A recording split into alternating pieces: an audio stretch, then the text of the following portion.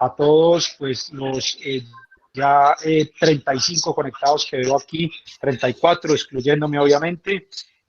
Pues hombre, un agradecimiento muy especial porque realmente son temas de análisis, temas de actualidad, temas que realmente requieren pues el análisis de prospectiva, de saber cómo vamos a enfrentar estas nuevas realidades, cómo pues estos pivotajes empresariales, como se denomina pues esta importante conferencia del día de hoy, nos va a permitir proyectar las organizaciones, nos va a permitir pensar en el futuro, futuro que además es mañana, futuro que además es la semana entrante. Y lo digo en estos términos porque mañana puede ser que muchas de nuestras organizaciones tengan autorización para empezar a laborar, para empezar a realizar su proceso comercial, su proceso productivo. Puede que la semana entrante estemos autorizados por parte del gobierno nacional o de la gobernación o de la alcaldía municipal del municipio donde estemos ubicados para operar.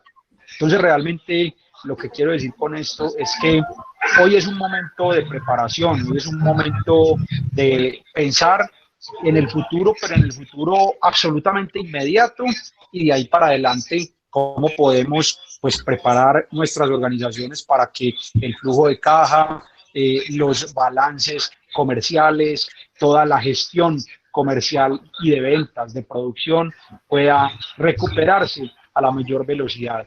Entonces, pues doctor Carlos Emilio, muchísimas gracias a usted por esta invitación, por invitar a FENALCO, que lo hacemos pues con todo el gusto del mundo y participaremos activamente en la medida de nuestras posibilidades en esta charla, en esta conferencia, ya con más de 38 personas activas y por supuesto a nuestro conferencista que pues ha estado muy activo esta semana con esta charla de pivotaje y queremos escucharlo a ver cómo es que vamos a recuperar esas empresas, cómo es que vamos a recuperar el comercio, cómo es que vamos a recuperar el empleo, por supuesto, cómo vamos a mantener la capacidad operativa y por supuesto cómo FENALCO desde esa articulación gremial puede acompañar a todos esos pequeños, medianos, aún a esos grandes comerciantes, pues obviamente a la resiliencia y a la recuperación operacional. Pues muchísimas gracias, entonces no me extiendo más, quedaré aquí muy al atento y muy pendiente de esta importante conferencia. Nuevamente muchas gracias a Sincala y a nuestro miembro de junta, el doctor Carlos Emilio. Muchas gracias. Gracias, doctor Carlos Andrés, por su saludo. También le quiero dar un saludo a los miembros de la junta directiva que están con nosotros, el doctor Héctor, nuestro vicepresidente, está también vi por ahí a varios miembros de la junta directiva. Ahora les estaremos un saludo y ojalá en el momento las preguntas puedan participar de sus buenos preguntas inteligentes y sus experiencias públicas. Carlos Esteban Jaramillo, nuestro presidente de la Junta Directiva, también un saludo cordial al doctor Carlos Esteban, presidente de la Junta Directiva que también nos acompaña. De manera que muchas gracias a ellos por su presencia. Igualmente a Diana, nuestra directora de Fenicia, también la vi por ahí. Muchas gracias, Diana, por estar aquí con nosotros y se siguen en el chat reportando muchas personas. No, sin más preámbulos, buenas tardes. ¿Es posible silenciar los micrófonos para que haya mejor sonido? Sí, ya vamos a empezar a solicitarles a quienes tienen sus micrófonos activados que por favor los inactiven. De todas maneras, aquí también intentaremos inactivarlos. Entonces, sin más preámbulos, pues vamos a dar la bienvenida al doctor docente, profesor, gerente también. Recuerden que él todos los días nos entrega el boletín y se utiliza con la información que tenemos. Entonces, sin más preámbulos, profesor Jorge Castro, bienvenido a esta charla esta tarde donde hablaremos sobre el pivotaje empresarial.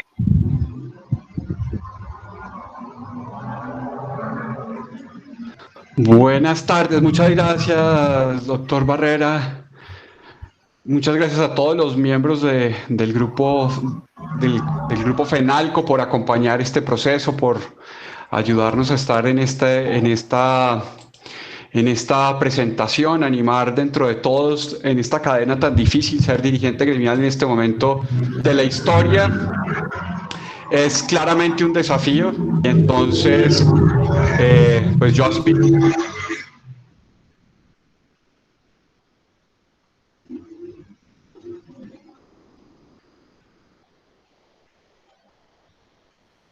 que estamos trabajando en distintos escenarios. Qué pena, ¿se ve la presentación? ¿Sí? Sí, se ve bien, profe, se ve bien. Gracias, doctor Barrera. Bueno, entonces, sin más preámbulos para hacer la presentación y compartirles algunas de las ideas. Llevamos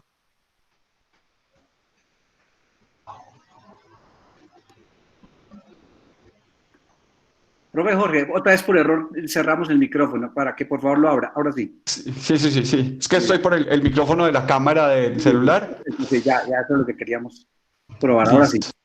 Listo, no se preocupe. Bueno, entonces hoy hemos hecho ya, digamos, esta es la segunda reflexión que hacemos desde Sencala, digamos, y estamos en este trabajo desde Sencala con sus alumnos, con la gente cercana de aquí también de la Ceja y las personas que se vinculan también a nosotros, hacer unas deliberaciones sobre temas importantes frente a lo que es el seguimiento de la pandemia, la reacción de los distintos niveles institucionales y, por supuesto, utilizar ese proceso anticipatorio para tomar las decisiones, digamos, más sensatas que nos permitan no solo abordar el proceso que estamos viviendo ahora, sino poder, como hemos dicho en estos días, poder quedar adelante también en el marco del proceso, porque una de las posibilidades que tiene este momento en la historia es que es un gran nivelador del proceso comercial, mercantil y de negocios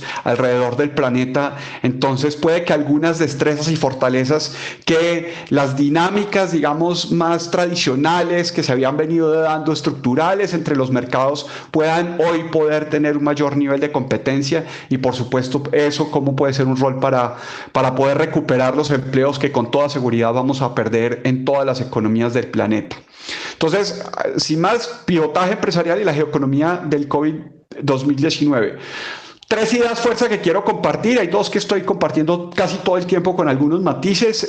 Si algunas personas pudieron ver la de desafíos económicos, voy a alimentar aquí esos dos debates con algunos datos de actualidad. Y finalmente, digamos, el punto es, voy a tratar de explicar en el contexto de la geoeconomía, ya no en el nivel micro de lo empresarial, que daré alguna pista sobre ello, que es este tema de cambiar de frente. Y aquí básicamente lo que nos está acelerando es el proceso del cambio del eje geopolítico y sobre todo geoeconómico del Atlántico al Pacífico, especialmente para Colombia. Entonces quiero arrancar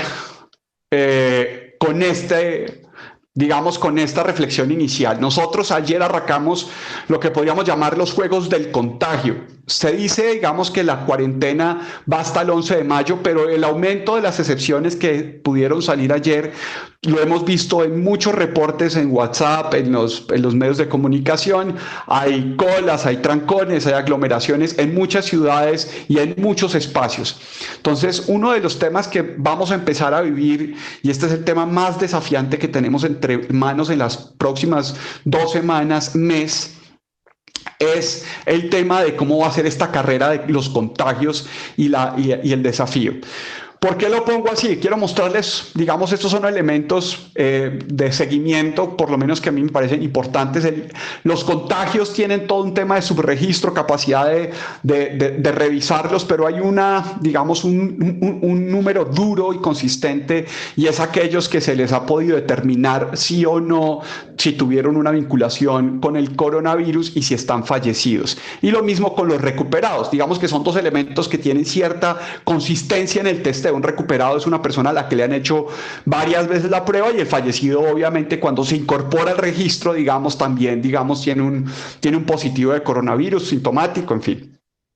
En esa tabla, digamos, tenemos en Bogotá 422 recuperados y 87 fallecidos, o sea que habría 4.9 recuperados por fallecido. En Cali hay 101 recuperados por 39 fallecidos, lo que significa que hay 2,6 recuperados por fallecidos. Esto es al día de ayer. En Medellín, afortunadamente, diríamos los que estamos por aquí cerca, tenemos 85 recuperados por 2 fallecidos, es decir, que hay una tasa de 42 recuperados por cada fallecido. En Cartagena son 62 recuperados por 19 fallecidos. Eso es una tasa de 3,3 recuperados por fallecidos, y en Pereira hay 27 recuperados por 5 fallecidos, una tasa de 5,4. Se va a mantener esto constante con el aumento previsible de los contagios en las próximas semanas. Es uno de los temas más fuertes, porque los primeros contagios eran todos de la dinámica pandémica global, era un tema de la incorporación de los procesos episódicos de otros países. Fue muy fuerte para América Latina en su vinculación clara con España primero y después con Estados Unidos, algo Italia, pero sobre todo, digamos, el nivel de interconexión que teníamos con España, como ese fue un elemento de contagio en toda América Latina. Y entonces claramente, digamos, lo que estábamos tratando era de revisar, de cerrar un poco lo que era una dinámica de incorporación de importados, de lo que hacían buenas o no prácticas en otros países frente al tema de la contención, y poder empezar a entender un poco más lo que eran las dinámicas locales. Ayer efectivamente empezó a darse el juego entre las dinámicas diferentes, entre las diferentes dinámicas locales, y ahí hay temas que son muy complejos. Voy a poner el caso de Bogotá en 2 elementos. El primer elemento, digamos, que me parece que es muy importante reconocer, y es que, digamos, hay unos límites a lo que puede hacer el gobierno y la acción política si no está integrado con un elemento de cultura muy fuerte. Bogotá tiene una historia muy dolorosa, digamos, de los últimos años en el tema de lo que se llaman los colados del transporte público, que claramente, digamos, es un quebrantamiento de la ley. Entonces, un gran pedazo de la población que se ha acostumbrado a incumplir la ley, a riesgos graves de la persona, como en este caso ustedes lo ven con 2 mujeres que le suben un carrito de bebés para intentar colarse, digamos, es muy difícil tratar de hacer un gobierno, digamos, a través de las normas en ese tipo de circunstancias culturales que se han venido dando. Si no hay un respeto intrínseco de parte de los ciudadanos por las normas de convivencia, en este caso adicionalmente el respeto a la propiedad privada, que implica el traspaso o no y el colarse o no a los sistemas de transporte público, incluso a riesgo de perder la vida, porque es evidente, digamos, que esta es una situación, no hay que hacer conteos de contagios, esta es una exposición, digamos, absurda, que uno podría decir absurda, frente al riesgo. Eso está muy permeado en unos sitios más que en otros, y eso va a empezar a ser notable en las próximas semanas. No solamente se están testeando los sistemas de salud, sino los comportamientos culturales alrededor de las ciudades y de las regiones. Claramente el otro ejemplo, digamos, y aquí es donde es muy importante el rol de los liderazgos, los políticos, pero en general en todos los niveles. Esta fue, creo que todos conocemos la imagen que le tomaron a Claudia López y Angélica Lozano en un supermercado en Bogotá, que efectivamente dio para el debate de si estaban cumpliendo ellas o no la cuarentena, independiente, digamos, de si ellas se saltaron, porque presumimos, digamos, que han hecho un esfuerzo consistente, conocen el riesgo, pero hay un elemento que se llama también la fatiga de la mitigación. La fatiga de la mitigación se da en todas las escalas, y es en algún momento se nos olvidó lavarnos las manos cada 30 minutos o cada 2 horas o cada protocolo que hemos entendido, y lo hemos liberado un poco para poder recuperar un poco de la vida tal cual la comprendíamos antes. Suponiendo incluso que este fuera el hecho, es más fuerte aún ese elemento en los liderazgos, ¿sí? Pongo el ejemplo de la alcaldesa, pero eso lo que quiero mostrar es que entre la alcaldesa, que es muy visible, tiene una gran capacidad de los ciudadanos de hacerle control, y los ciudadanos de a pie, hay un montón de liderazgos, y ahí es donde viene a ser fundamental el liderazgo de los empresarios, comprendiendo, asimilando y siendo los bastiones en la prevención del riesgo, porque en lo próximo que voy a empezar a contarles un poco es, si los líderes empresariales no son el estándar, la vara alta, de ahí para debajo, todos los operarios, las familias, todo el sector que depende del nivel de liderazgo de la empresa y de la organización va a ser muy bajo. Si el líder de la empresa no cree que el problema del contagio es muy grave, los protocolos no serán asimilados de manera estricta y por lo tanto la posibilidad, digamos, de que esa organización pueda o no terminar vinculándose en un circuito epidemiológico va a ser mayor. Luego, digamos, ahí hay que tener, digamos, ese primer elemento, porque como ven, lo que va a empezar a suceder es que vamos a empezar a cortar regiones y a empezar a ver cuáles son las regiones. Ahora, uno puede decirse, más o menos darse por satisfecho frente a lo que está haciendo Medellín y digamos, y eso para términos del comercio más simple y menos complejo puede servirle, digamos, a la región antioqueña que tiene órdenes de magnitud en concentración, liderazgo y acción frente al tema de la recuperación ante el coronavirus por muchísimas razones. Digamos, ahí evidentemente la cultura ha ayudado, el liderazgo cívico-empresarial también, la coordinación intergubernamental entre los diferentes niveles municipales de gobierno a nivel nacional también ha sido fundamental, pero no es suficiente para lo que se va a dar en los próximos meses pensar ciudad por ciudad, porque Medellín puede activarse económicamente en cierto nivel de comercio, pero es fundamental que Cartagena y Cali, o sea, Valle y Bolívar no caigan, porque el comercio internacional que nosotros podamos hacer, incluso desde Antioquia, requiere salir por Cartagena, luego necesitamos que los niveles de salubridad de puerto estén también en unos estándares internacionales, y lo mismo sucede en Buenaventura. Luego, digamos que es significativo en términos de la protección de la salud este índice de recuperación fallecido, pero el proceso es más complejo si lo que queremos es recuperar circuitos económicos de mayor valor agregado a nivel internacional.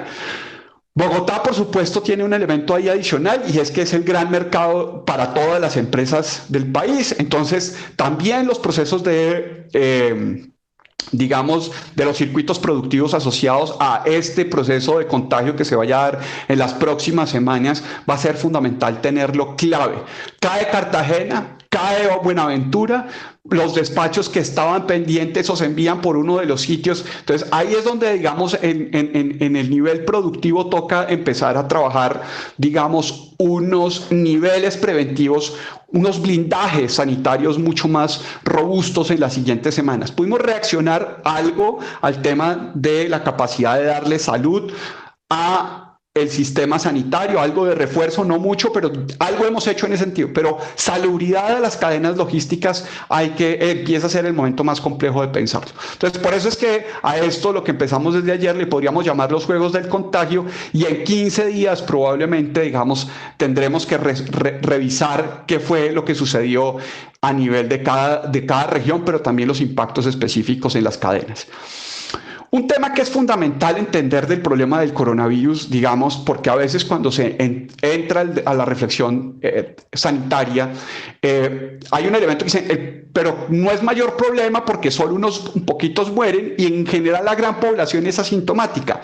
El punto es que sean asintomáticos no es una ventaja, porque lo que hacen es que se convierten en transmisores involuntarios. Y esa fue una de las situaciones que, por ejemplo, en España y en Italia se dio con los albergues de ancianos. Sus enfermeros terminaban siendo, o las personas que los visitaban terminaban siendo, digamos, transmisores involuntarios. Por eso es que estamos haciendo un gran énfasis, y todo el debate es alrededor del testeo, para que los asintomáticos pero positivos puedan comportarse, digamos, como efectivamente puedan comportarse de manera cuidadosa y preventiva. Entonces aquí el problema de la declaración del riesgo es fundamental, digamos. Estamos en un proceso pandémico, lo cual implica el contagio. Esto pasó aquí en Chocó, y Chocó también es muy importante para Antioquia. Todos sabemos que en un momento dado el colapso, digamos, de la situación sanitaria implicará, digamos, un refuerzo, un apoyo adicional desde el sistema de salud antioqueño, ¿cierto? Y ahí, por ejemplo, está el tema de que hubo un ocultamiento de información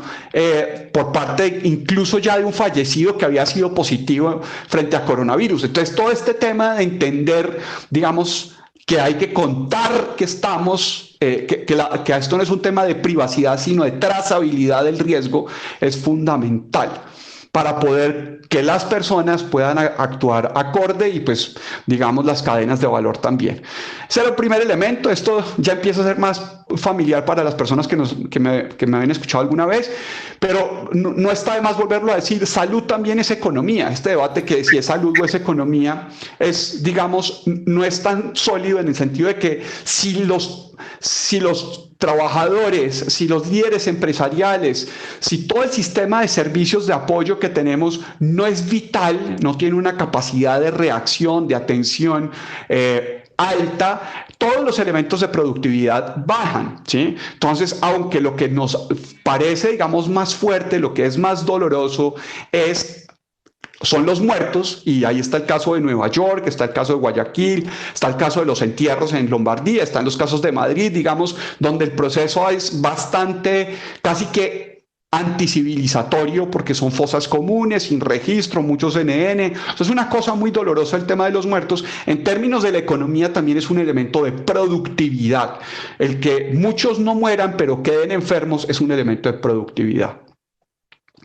Y aquí, digamos, pues es claro, y es lo que han venido descubriendo cada vez más, que aunque parecía un tema de salud pulmonar, evidentemente no lo es, porque está haciéndose cada vez más visible que afecta de manera grave otros órganos. Claro, el tema de la disfunción pulmonar, por ejemplo, puede en algunos casos probablemente con la tecnología actual tomar incluso 20 años en curarse, digamos. Entonces esta es una persona que no muere, pero que va a tener dificultades para poder pensarse algún tipo de labor que lo exponga, o vivir en una ciudad o no que tenga alta contaminación, ¿sí?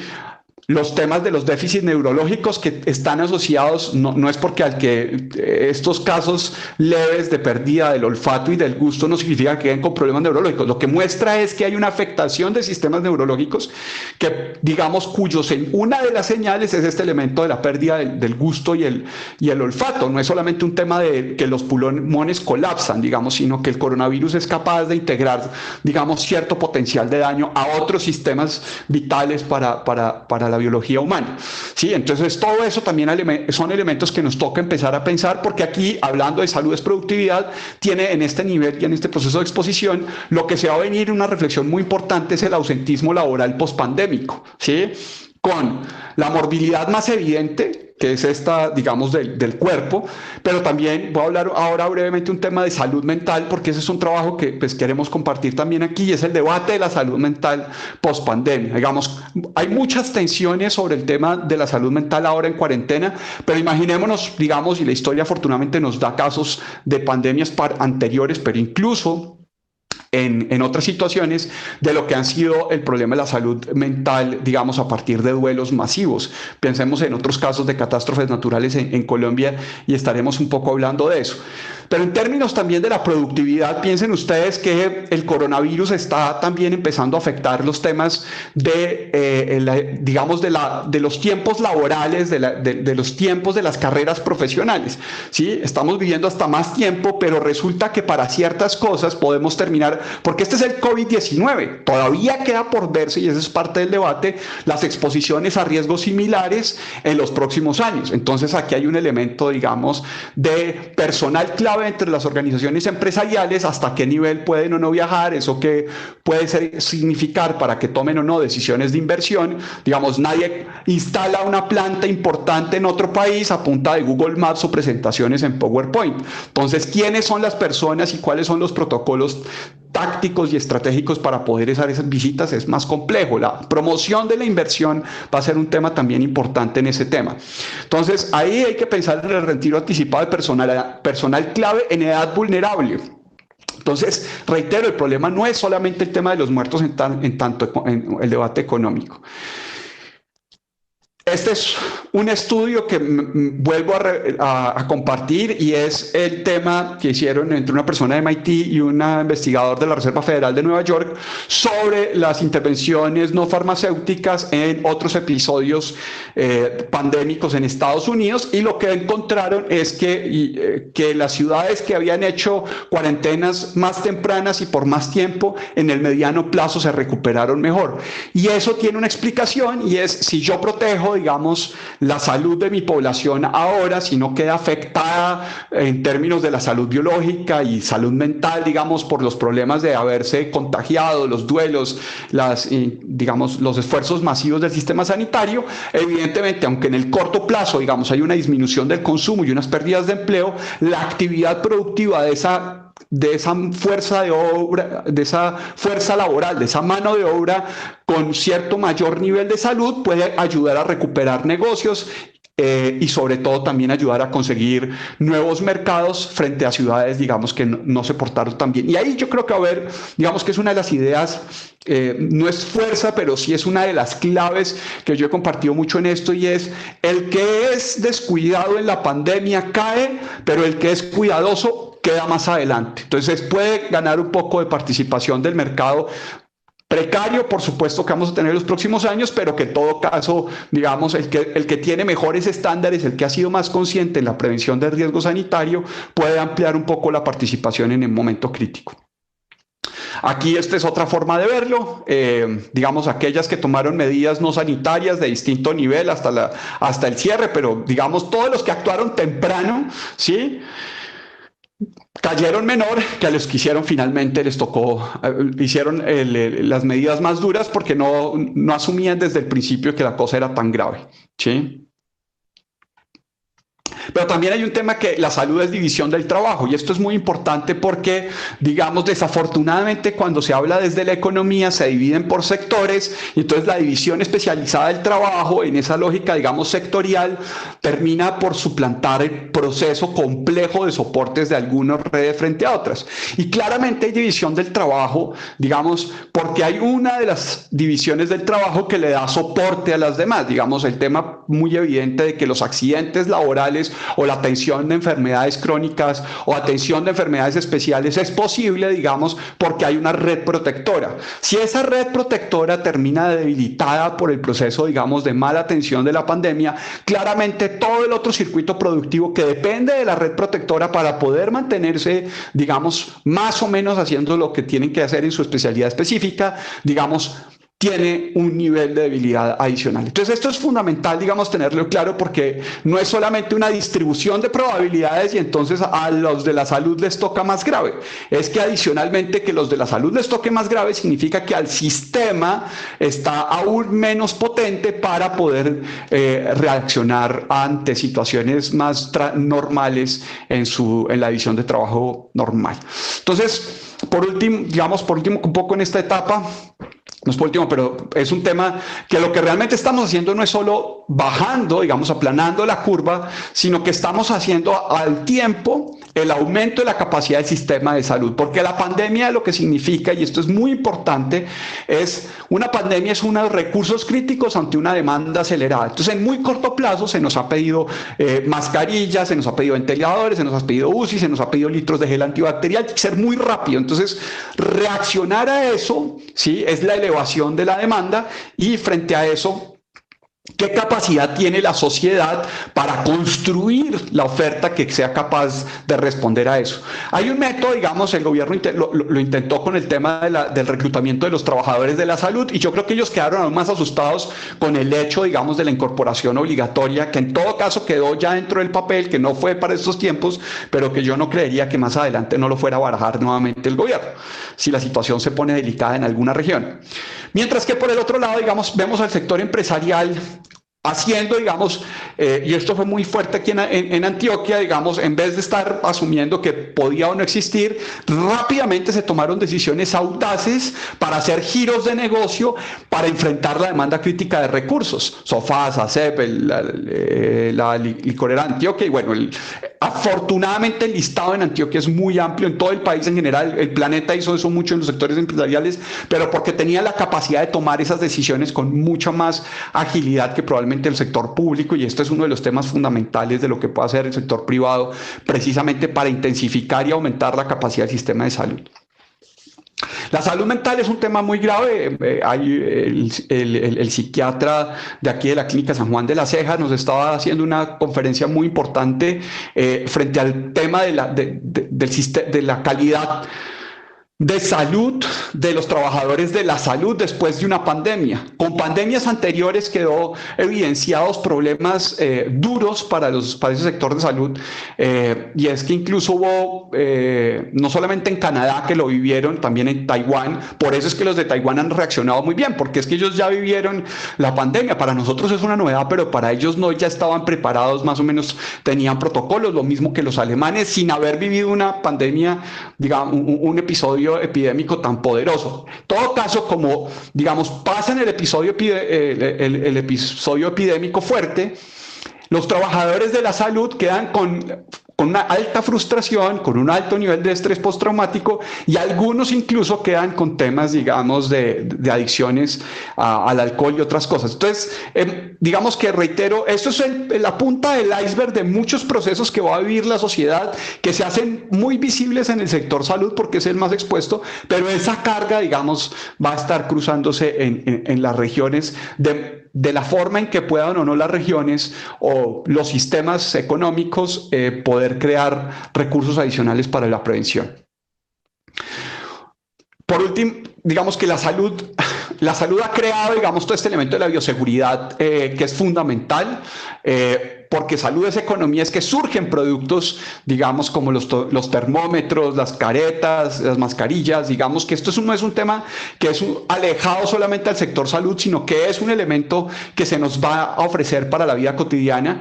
Y a mí me gusta reiterar que en la vida cotidiana ya lo hemos hecho antes, primero para entender que la especie humana estos desafíos los ha resuelto de alguna manera relativamente satisfactoria, y lo hemos hecho con un salto cualitativo en la calidad de vida.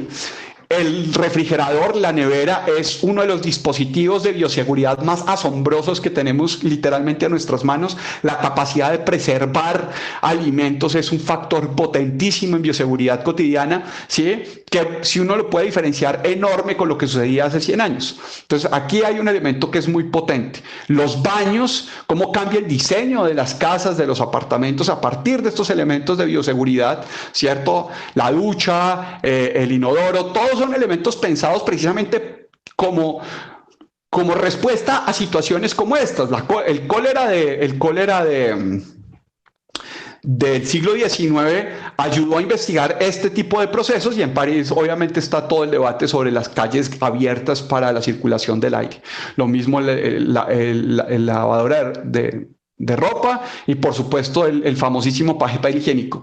Todos los elementos que hoy vemos de bioseguridad probablemente los terminemos transformando en elementos de vida cotidiana, y así como hay hoy grandes empresas que viven solamente del baño, de la nevera, de la lavadora, del papel higiénico, seguramente más adelante van a salir sectores productivos alrededor de la cotidianidad de la bioseguridad en los otros aspectos. Y ahí voy a terminar con un elemento, porque hay un tema en salud, pero lo quiero recoger un poco en el tema de economía. Necesitamos pasar a un proceso relativamente de inmunización mayoritario. Eso no estamos diciendo vamos a quedarnos todos en la casa y nada. Es el objetivo global de la humanidad poder tener mayoritariamente una solución. Hay un debate sobre una cosa que se llama la inmunidad de rebaño, no lo voy a conversar hoy aquí, pero digamos nosotros en el ejercicio que estamos haciendo a introducir algunos elementos, hemos hablado más que del rebaño, la manada. Y en la manada incorporamos el elemento de los actores del grupo en la toma de las decisiones de riesgo. Digamos que no es un elemento de la simple exposición al virus, como si no hubiera una capacidad del actor de tener cierto nivel de atención frente al nivel de exposición, ¿sí? Y eso sirve tanto para los elementos de depredación, para enfrentarse al depredador, en este caso a la amenaza del coronavirus, como más adelante cómo los grupos se van a reestructurar, y se necesita ahí más que nada los alfas, los liderazgos organizacionales, para poder proteger a sus manadas. Por supuesto, una buena manada, los alfas de la manada protegen a la manada, porque además lo que les permite también mejorar la capacidad de caza. Entonces, manadas mejor protegidas son manadas más cazadoras.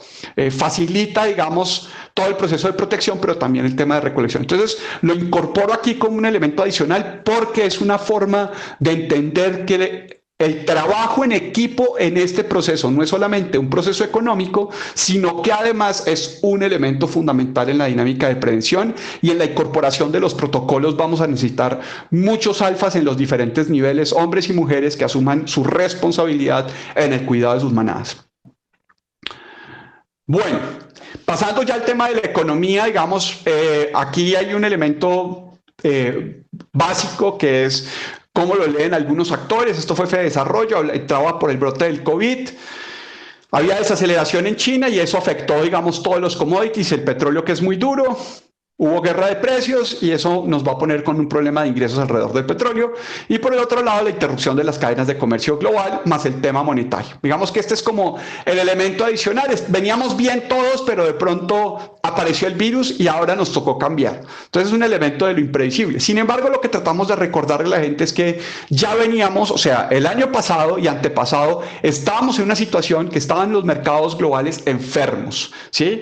Y eso es muy importante que lo tengamos claro para entender de qué tipo de recuperación económica queremos. Porque hay gente que entiendo, especialmente en Colombia, que veníamos con un crecimiento económico que estaba tratando de acelerarse, que sentía que ya íbamos a volver a recuperar buenos tiempos, siempre y cuando el proceso de ciclo económico que se está viviendo en el planeta estuviera más o menos mantenido. Pero resulta que nosotros ya veníamos en un proceso de pinchar la burbuja que se había construido durante los últimos 9, 10 años, y entonces efectivamente lo que estamos haciendo, aparte de reaccionar al coronavirus, es limpiar los errores masivos de inversión que se dieron durante el último ciclo económico. La prueba más fuerte, o una de las pruebas fuertes, voy a exponer solo esta, las otras las pasaré un poquito más, pero para entender que el rol del ciclo económico va a ser fundamental, no solamente para el tipo de recuperación que vamos a tener, sino para entender las medidas que muchos gobiernos están tratando de tomar adicionalmente. Entonces, una de las señales claras para entender si hay ciclo económico es que la Reserva Federal, que tiene unos indicadores, digamos, previos, empieza a tomar una decisión que es bajar sus tasas de interés. Una vez la Reserva Federal empieza a bajar las tasas de interés, uno puede, con cierto nivel, digamos, de certeza, tratar de pensar que se está preparando la Reserva Federal para un proceso recesivo. Eso sucedió en el 2000, 4 meses antes del inicio del ciclo de la recesión.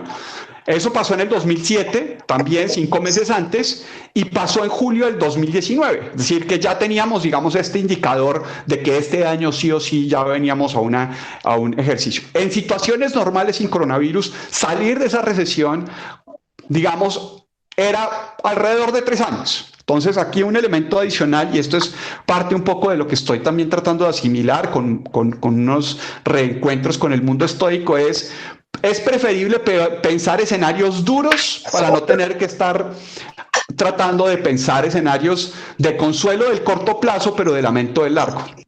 La preparación implica pensar el peor escenario. Aquí pueden ser 5 años, esperar a la recuperación dentro de 5 años, y lo mismo sugiero para los temas del gobierno. El gobierno quisiera salir hoy, pero las situaciones del gobierno, digamos, el gobierno puede no necesariamente estar anticipándose a la dinámica social, y entonces uno tiene que tener un margen de seguridad adicional a cualquier anuncio gubernamental frente a lo que puede ser o no la reactivación normal. La pandemia, digamos, no cumple con los decretos. Bueno, el informe en junio, que ya estaba contando que el problema no es si habrá crisis en junio del 2019, sino la pregunta es cuándo. Y este es otro de los temas que nuestro sector productivo tiene que empezar a revisar con mucha más fuerza, y es que no podemos debatir los temas económicos solamente con los analistas de Colombia y los datos nacionales y el crecimiento económico nacional y tal. El mundo está muy conectado, y entonces las recesiones en economías claves son importantes para el contagio de la economía colombiana, y hay que incorporarlo. Es un poco lo que nosotros tratamos de hacer aquí en Sencala con el debate de los ciclos económicos, pero desafortunadamente, digamos, coge por sorpresa todavía un pedazo muy importante de nuestro sector productivo. El tema de la curva de rendimiento no lo voy a explicar, pero también era un mensaje muy importante que ya se veía en junio del 2019 empezó a aplanarse la curva de rendimiento y que estaban estimando entre 9 y 15 meses, y efectivamente en marzo eran los 9 meses para que ese indicador adelantado de la recesión se diera. Pues estamos en abril y estamos en recesión. Pues más que en recesión. Este es un tema que voy a hablar muy fuerte, y es, incluso ya estábamos viviendo una zona de empresas zombies. Empresas zombies son aquellas que viven de endeudarse, de comprar, de tener una deuda y montarse en otra deuda y vivir a partir de las deudas, y no de la creación de margen, y no de la creación de valor, y no de la creación de ingresos. Entonces, ahora que nosotros vamos a ver las políticas de salida de la crisis de muchos países, lo que vamos también a ver es una gran zombificación de las economías, especialmente las desarrolladas, digamos, porque como sienten que eso es lo fácil para hacer, entonces van a terminar zombificando a muchos de sus sectores, y en el corto plazo sobreviven, pero en el mediano pueden estar perdiendo competitividad. El tema del desempleo, otro de los grandes, digamos, indicadores de que uno está en final del ciclo, y esto parece contraintuitivo frente a muchos de los discursos más normales, mainstream de los economistas, es cuando hay bajo desempleo es señal de final de ciclo. Es decir, bajo desempleo no es tampoco siempre una buena señal. Entonces, todo lo que venía, digamos, haciéndose de triunfo en Estados Unidos, de que había sido el menor nivel de desempleo de los últimos 40, 50 años, lo que nos estaba diciendo no que era lo bueno de la economía, sino el nivel de inflamación, digamos, financiera y monetaria que tenía la economía estadounidense en este caso, ¿cierto? Que llevaba a tener un recalentamiento que llevó a la asignación de recursos humanos en sus niveles más bajos de desempleo, pero no necesariamente significaba que la economía estuviera bien. Lo que significaba es que estuviera muy, muy recalentada. Y eso también, digamos, lo vamos a ver un poco en la intensidad. Entonces veníamos de uno de los niveles más bajos de desempleo, y esto fue hace 2, 3 semanas que presentamos esto por primera vez aquí en Sencala como desafíos económicos. Esta diapositiva, pero ya, digamos, estos son los datos más recientes, y lo que tenemos son unos niveles de reclamación, digamos, de seguros de desempleo. El nivel de desempleo no es tal, pero de reclamación, es decir, hay un efecto muy fuerte, que este es el indicador, una corrección del nivel económico, podía haber sido, digamos, importante, no me atrevo a decir 2 millones, 1 millón, si ese pinchado de la burbuja monetaria que hicieron, pero ahí quedó un efecto adicional muy fuerte. Entonces, eso lo digo porque, en general, este nivel de desempleo es al que tenemos que estar pensando. ¿Cómo se va a reactivar esa demanda y qué tipo de productos o no van a empezar ellos a pedir? Porque también van a tener una demanda de bajo costos, vamos a tener nosotros la capacidad productiva de bajo costo para poder resolver mercados como el norteamericano, que van a tener un alto nivel de desempleo. Bueno, eso es un tema que es clave.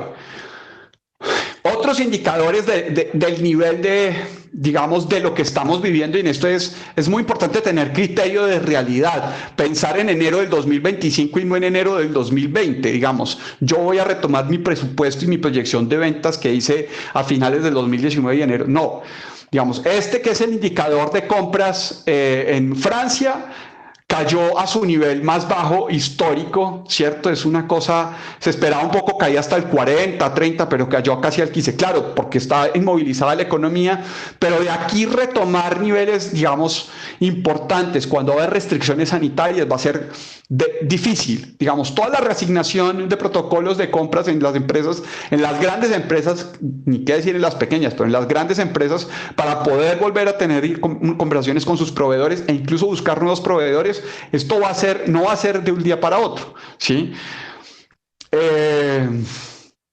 Bueno, este es el tema del desempleo ya medido en el nivel norteamericano, pero pues claramente hay otras economías que están más duras, y una cosa absolutamente, digamos, histórica son precios del petróleo negativo, es decir, el que lo vende paga para que se lo compren, que se lo tengan, en fin. Estos son temas, digamos, históricos únicos, y entonces eso significa que nosotros no podemos estar echándonos los cuentos.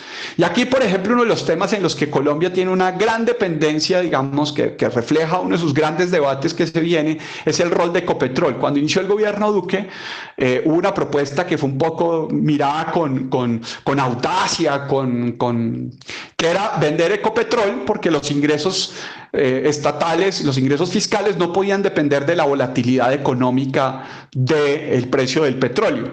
Hoy no parece tan extraño cuando nosotros vemos precios negativos. Entonces, jugarle nosotros, digamos, la estabilidad fiscal del país a la ciclicidad de los precios del petróleo, hoy hay un muy potente para revisar, vender en su momento Ecopetrol con algún nivel determinado de buen precio, pero es para que no sigamos en este proceso de hacer presupuestos con unos factores que no están entre nosotros. Pero esta es otra enfermedad que ya tenía la economía colombiana y que es muy importante entender, adicional a lo que es el ciclo monetario global y adicional al tema del coronavirus, para poder resolver también temas importantes. Incluso cuando fue el momento de los 100.000, de la venta del regalar 100.000 viviendas, hacer la paz y ser pilo paga, pues claro, eso se podía prometer con $100, $120 el barril, pero eso ahora no se puede. Incluso cuando se pensaba de manera conservadora en $60 el barril, y esto pues terminó entre 40 30 la vez pasada de los reajustes de finales entre el 2014 y 2016. Los precios de hoy son aún más dolorosos, como para poder pensar que cierto tipo de funciones del órgano político, y el debate va a ser mucho más que política monetaria, va a ser un tema de economía política, qué debe hacer o no el gobierno y por qué, en tanto, digamos, cuáles son las fuentes de financiación, y el petróleo claramente, digamos, es más una fuente de contagio económico y de dificultad para previsión de todos los sectores económicos, porque todos somos petroleros de alguna manera. Es decir, aunque yo no trabaje en el sector petrolero, vía ingresos fiscales, lo que prometa, digamos, el gobierno hacer a cuenta del precio del petróleo terminará reflejado en compromisos en los otros sectores, que serán ajustes o en la declaración o en el impuesto de renta o en el impuesto del IVA o en cualquier otro tipo de impuesto, digamos, que tenga que compensar el ajuste de los problemas de previsibilidad del precio del petróleo. Entonces, de una forma u otra, todos somos petroleros gracias a la gran dependencia que tenemos por tener una empresa estatal estratégica, que es probable que no sea ni tan estratégica, entendiendo que lo que nos tiene siempre es un poco pasando saliva sobre el precio del petróleo.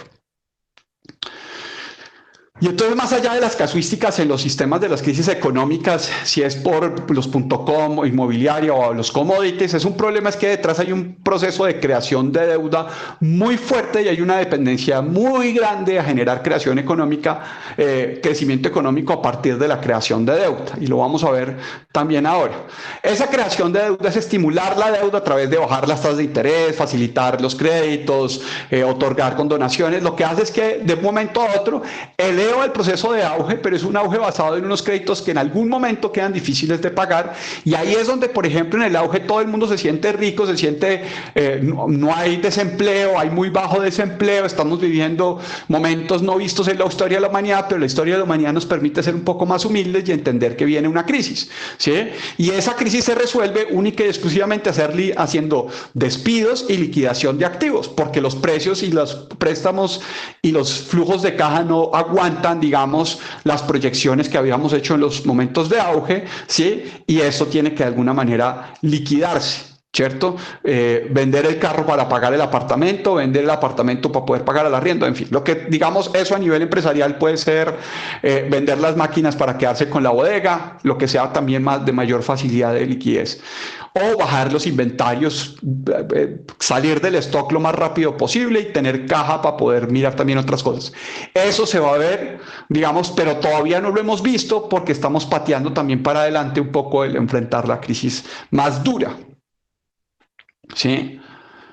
Entonces tenemos este pinchazo global, hay un problema, veníamos con un tema de sobreconsumo, un estilo de vida de mucha salida, de mucha diversión, de mucho entretenimiento, de mucha fraternidad y digamos una proyección de nuevos negocios, tal, porque pues los créditos estaban baratos, la economía estaba animándose y tal, pero como eso no estaba basado en un ahorro real, en fin, todo eso se va a poner a corregir, y la única forma de corregirlo es liquidando las malas inversiones y cambiando las dinámicas de consumo. ¿sí? ¿Cómo salieron los norteamericanos del 2008? Bueno, llevaban hasta el 2008 $1 trillón, más o menos, y entre el 2008 y el 2014 echaron 3 trillones, 3.5 trillones, en 5 años para hacer 3.5 trillones de dólares, ¿no? Eso se llamó, lo hicieron todos los grandes bancos centrales, la burbuja de los banqueros centrales. Y es un poco en lo que estamos, o sea, estamos en una burbuja de los banqueros centrales, paradigmas de, no, se puede inyectar monetariamente a la economía y eso nos permite rescatar, y fíjense cuál es el rol de la importancia de que un gobierno tenga el tema monetario, aunque sea independiente, pero en momentos delicados sea contracíclico, en fin. Eso hace que nos estemos pegando tutazos más duros. Todo este periodo, ¿cierto? Del 2009 al 2014, cuando los norteamericanos imprimieron a rabiar billetes, para decirlo de una manera muy coloquial, pues Colombia lo vivió con un peso muy fortalecido. Cuando dejaron de imprimir, nosotros se fortaleció el dólar, porque dejaron de regalarlo pues en las esquinas con los yoyos, y obviamente el peso tomó un precio distinto. Entonces piensen ustedes, veníamos en esto, nosotros lo vivimos con esta subida, pero lo que había hecho hasta hace 2 semanas, 3 semanas, era que si se demoraron 5 años para subir 3.3 trillones de dólares y empezaron a corregir un poco la plana en los últimos años, por eso es que se estaba fortaleciendo la devaluación aumentó en Colombia, pero es porque sacaron dólares o intentaron sacar dólares del sistema en escalas de billones de dólares, pues en este año hicieron lo que se demoraban antes en hacer un par de años. Y eso no es lo más complejo. Bueno, y esa es como la herramienta que todos tienen, digamos, que todos están pensando en zombificarse un poco, es decir, echemos mano al gasto estatal, lo financiamos con temas monetarios, no lo puede hacer todo el mundo, solamente los Estados Unidos, algunos que otro país, se pueden dar el lujo de imprimir casi $1 trillón en gasto fiscal, lo van a hacer primero con deuda corporativa, porque los empleos más complejos de las grandes corporaciones le dan vida a las empresas más pequeñas, mantienen cadenas de producción en sitios, en fin, y todo eso, digamos, a organizar un poco el proceso. Entonces, ahí es un poco la dinámica de lo que estamos, ¿sí? Para finales de este año, la expectativa es llevarlo en algunos hasta $10 trillones. O sea, todavía no hemos visto la disposición y determinación de la Reserva Federal en imprimir dinero y lo que eso puede significar en circularlo alrededor del planeta. Y eso, pues, en términos de cómo se va o no a hacer los planes productivos también de aquí a final de año.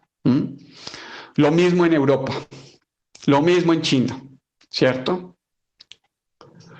Y pues nosotros estamos con los mercados emergentes más complejos. El más famoso economista colombiano de todos los tiempos dijo, esto es mejor ser rico que pobre. Y este es el debate que algunos que son ricos hoy, países que son ricos, se están pudiendo dar el lujo de hacer la tirada monetaria. Mucha gente se endeuda en dólares en todo el planeta y entonces estamos haciendo esa dinámica. Vamos a entrar a la Gran Depresión. ¿Cuál es el realismo 2020 que presenta FDesarrollo? Este escenario de salida W o U. La U es la más lenta, ¿cierto? La W implica abrimos la economía y volvemos a hacer ya no la cuarentena terapéutica que fue la que hicimos, sino no la cuarentena preventiva que fue la que hicimos, sino una cuarentena terapéutica ya en el nivel del pico pandémico. Entonces, ese es el escenario W y el escenario U es una recuperación más lenta. La tasa de desempleo del U es 20,5. Yo recomendaría, vuelve el punto, margen de seguridad es todo lo que vean como escenario W. El escenario U sería el escenario W. O sea, es mucho más cercano a este tema, ¿sí? Sobre todo, además, porque voy a mostrarles una cosa, sobre todo porque además FDesarrollo lo hace con un precio del petróleo de $32 el barril. Y pues yo creo que las últimas semanas nos ha pedido ser un poco también más conservadores con el $32 el barril, ¿sí? Para hablar un poco de esto es la vinculación con los mercados europeos y norteamericanos. ¿Qué tan rápido se van a recuperar ellos como jalonadores de nuestra propia demanda? Bueno, los gringos, digamos, tienen una capacidad mucho más flexible de hacer la tarea desvincular los recursos y relocalizarlos, y entonces ellos, por ejemplo, cuando hacen recuperaciones, las hacen al 60%, dobles dígitos altos. Los europeos no. Los europeos van a tener dificultades en sanar. ¿Y qué significa esta dificultad en sanar? Que es probable que haya una intensa presión por la migración desde Europa a otros países, y no estaría, digamos, lejos de decir que América Latina sería uno de esos. Entonces, ya para entrar un poco más al debate del pivotaje, tiene que ver con este tema de la cultura de crecer, porque es que la pregunta del 2020, enero, es que nos sentíamos cómodos creciendo al 3%. Sin embargo, este es un debate que ya no nos parece viable en términos de supervivencia. Nos toca tratar de pensar cómo vamos a tener unas metas mucho más ambiciosas, ya no poder para mejorar nuestro estilo de vida del 2019, sino para poder recuperar el estilo de vida del 2019. ¿Sí? De los casos que quedaron. Esto que se veía como una cosa relativamente tendencial, sin mayores debates políticos, sin mayores reflexiones en las organizaciones, de crecer, de recuperar crecimiento del 4.5 al 2022 y de aquí acelerarnos un poquito, pues, sin pedirle demasiado al debate político o económico, ni incluso empresarial, pareciera que esto ya no va a ser posible.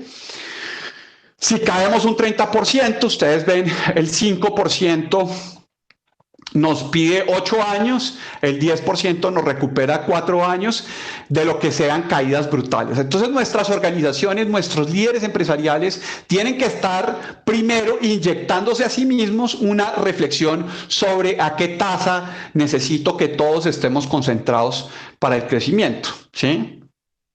Deliberado, diseñado, planificado.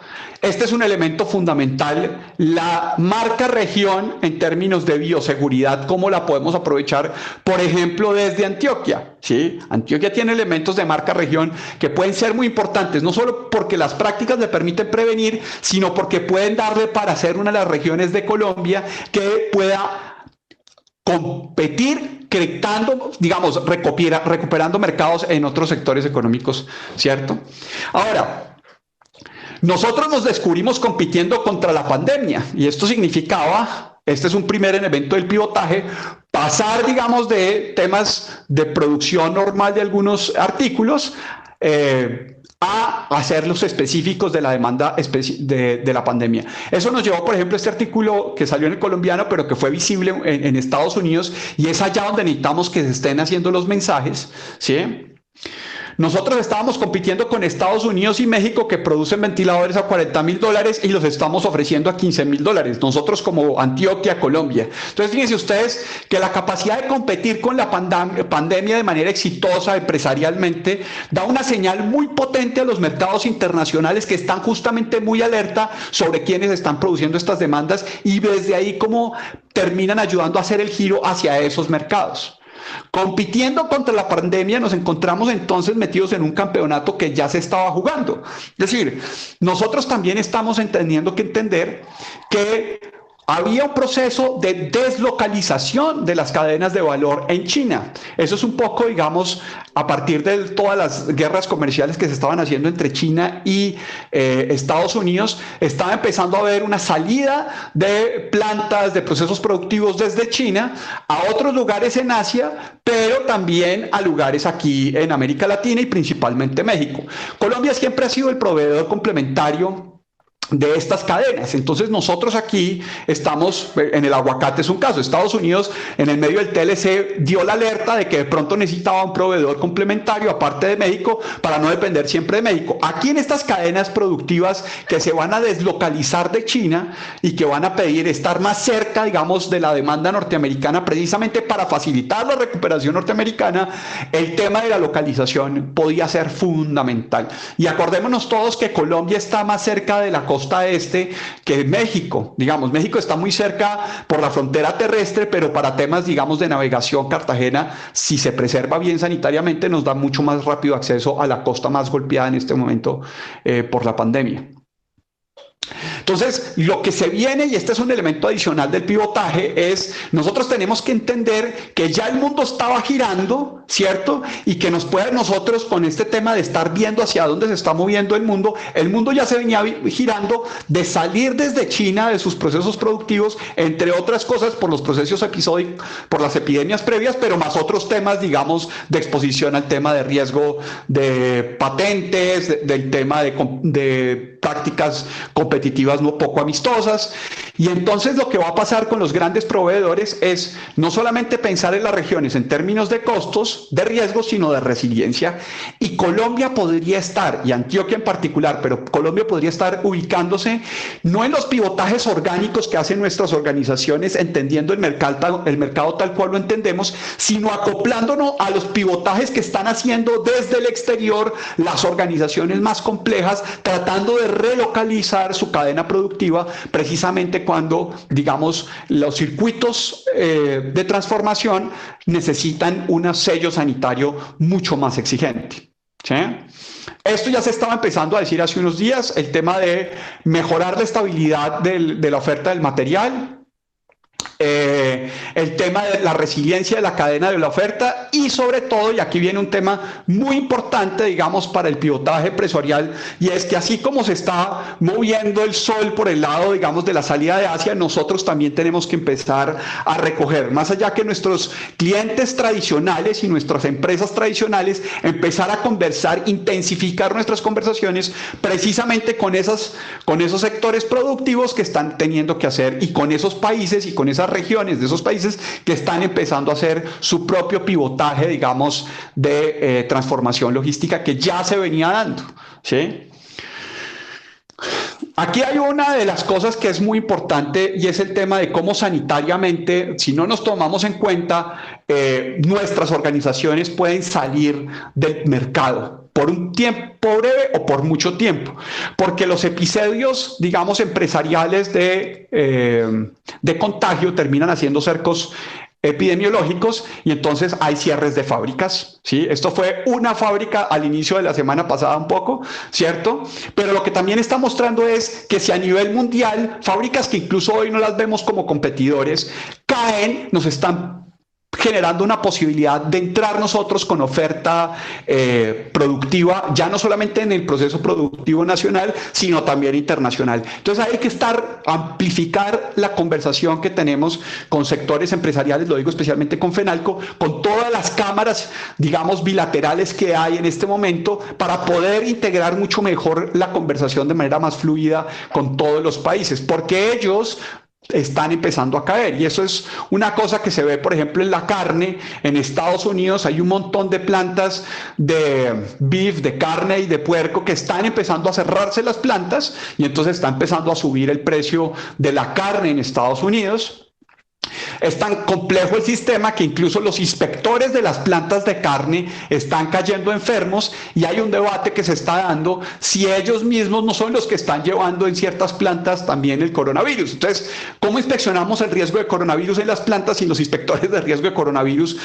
Y eso va a pasar también, ojo, con el tema de la implementación de los protocolos. Hay unas cuantas personas que van a empezar a estar yendo por muchos sitios revisando implementación del protocolo, pero también están exponiéndose ellos mismos, digamos, a ser transmisores asintomáticos involuntarios entre distintas empresas y organizaciones. Entonces ahí hay que tener mucho cuidado. Esto es lo que está pasando en Estados Unidos. Están cayendo, digamos, la oferta productiva, y lo mismo está pasando en Brasil, ¿sí?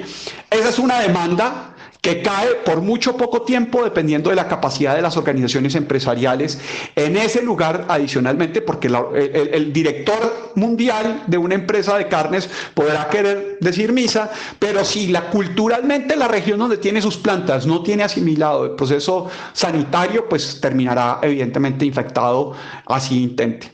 Esto es una noticia de hoy que Alemania está volviendo a revisar cómo se han puesto, digamos, como nivel de contagio el R sub 0 a 1. Entonces están volviendo a revisar si el proceso de apertura gradual que habían dado los alemanes al sector económico lo vuelven a descontinuar, ¿sí? Ellos tienen una capacidad de revisar esto semana a semana. Y esto lo pongo porque si uno quiere tratar de predecir lo que van a hacer los actores gubernamentales, uno de los actores gubernamentales que puede indicarnos más o menos, digamos, prácticas que puedan tener capacidad de introducirse en los mercados internacionales es Alemania. Si cumplimos los estándares alemanes, independiente de lo que decían los colombianos, los estándares alemanes, nosotros vamos a poder de pronto posicionar productos en la recuperación económica en mercados como los alemanes, que ellos también están empezando a hacer su transformación. Entonces, ¿cuáles son los niveles de R sub 0 de las regiones que van a venderle a Alemania en los próximos meses y años? Es uno de los debates también, ¿sí? El debate, quiero intensificar el debate sobre lo que están moviéndose las cadenas productivas a nivel mundial, entendiendo lo que está sucediendo con China, que China era una de las grandes economías, pero hay un proceso de desacoplamiento que llaman con China y eso implica un reacoplamiento de oportunidades, digamos, en otros sectores. China es la primera vez que ha caído más fuerte desde 1976 y bueno, desde que se tienen datos desde el 92 más o menos confiables, pues porque ya pues es todo abierto que China, sus dinámicas y sus datos pues hay que tomarlos con pinzas pues.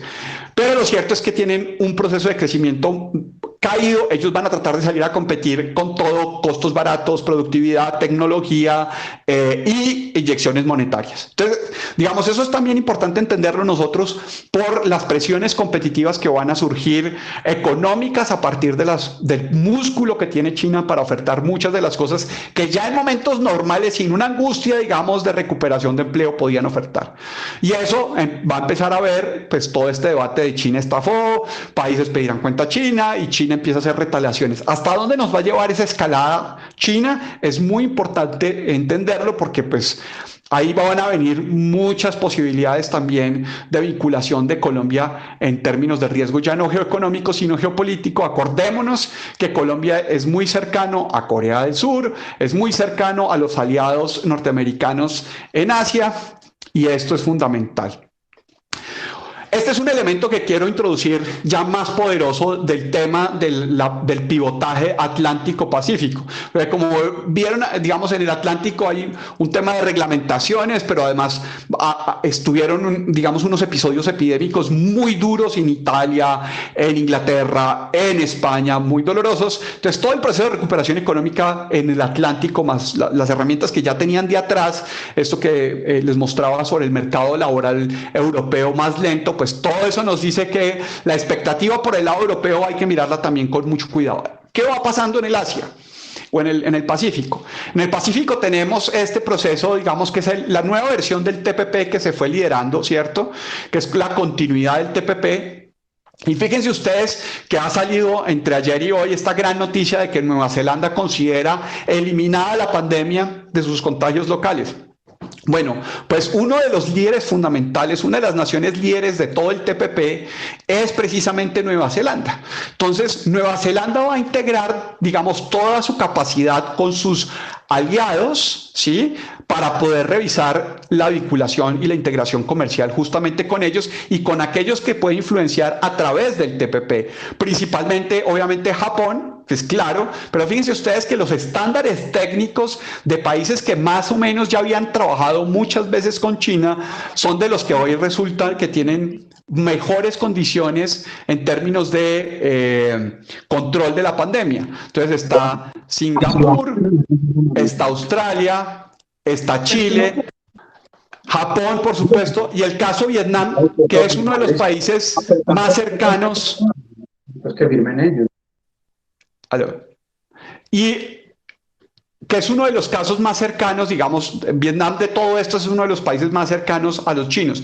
Pero todos estos son, digamos, países que ya están en esta dinámica del TPP y que nosotros, digamos, Estados Unidos, Taiwán, Reino Unido, Corea del Sur, Tailandia, también estaban, digamos, en fila de entrar en esta conversación. Entonces es probable que esto se reactive como el escenario, digamos, de conversación económica y comercial. Los japoneses, fíjense que lo tienen muy claro, el TPP lo tenían muy claro, como una forma también de mitigar este debate entre China y Estados Unidos, ¿no? Cómo poder convivir con los dos gigantes, pero no depender tanto de ellos en el contexto de Asia. Pues ahí es donde se viene probablemente las señales más interesantes, y ustedes, como reitero, saben, Nueva Zelanda está poniendo muy arriba el estándar de la lucha contra la pandemia.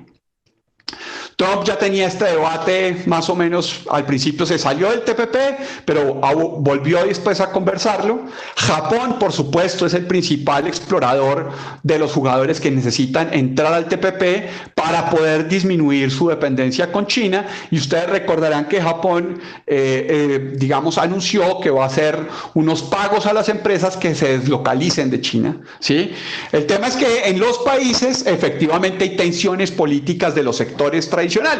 Y entonces, digamos, una de las cosas que podría ayudarle a, por ejemplo, Tailandia, digamos, a recuperarse de todo este proceso es la integración en el TPP, pero sectores dentro de Tailandia no quieren la integración dentro del TPP. Entonces ahí va a haber un tema político muy poderoso en todos los países, y a medida que se agudice, digamos, la crisis económica, financiera y laboral, todo este debate de poder utilizar este instrumento de intercambio comercial va a ser mucho más visto cercano.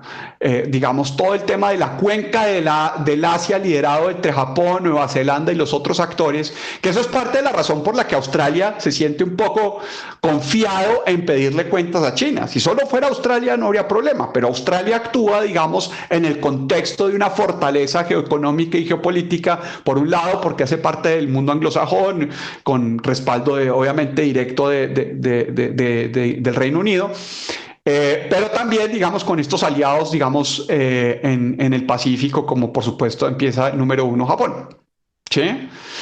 Entonces, ¿cuáles sociedades empresariales liderarán desde Colombia la configuración comercial y financiera del Pacífico? Ese es uno de los debates que nosotros tenemos que empezar a dar para poder hacer el pivotaje. Más Asia, más Pacífico, ¿cierto?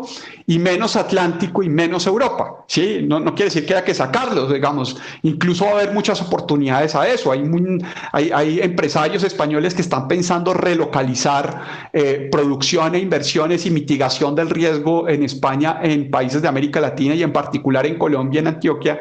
Pero, digamos, en términos más estructurales para las empresas colombianas, nos toca replantear cuál es nuestro debate frente al Pacífico. Y por eso, entre otras cosas, digamos, uno de los giros que fue muy interesante, de las grandes cosas que podemos construir a partir de lo que ya se ha hecho, es que Colombia haya intensificado su cooperación con Corea del Sur, y que a una de las personas que más conoce, digamos, el Asia-Pacífico, que es el actual gerente del coronavirus, pues podamos integrarlo en estos debates, y sea este el momento para acelerar nuestro liderazgo y nuestro rol como país y como región en el debate del Pacífico, ¿sí?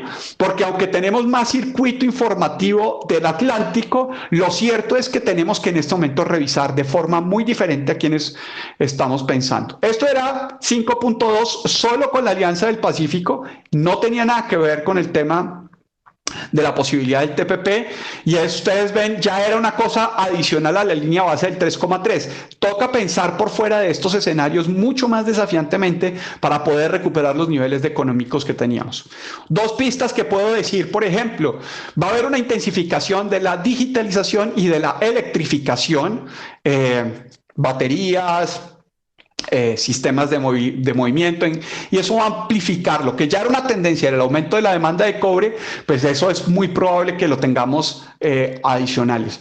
Lo mismo con unas políticas monetarias en todos los países tan defensivas, tan agresivas, ¿cierto? Es probable que muchos más inversionistas institucionales, digamos, que generan estrategias de portafolio de inversión, se cubran más en oro, y esto va a tener presiones efectivamente en regiones y en países que tengan el oro como un elemento principal. Antioquia, por supuesto, va a estar dentro de este juego, digamos, del recurso del oro.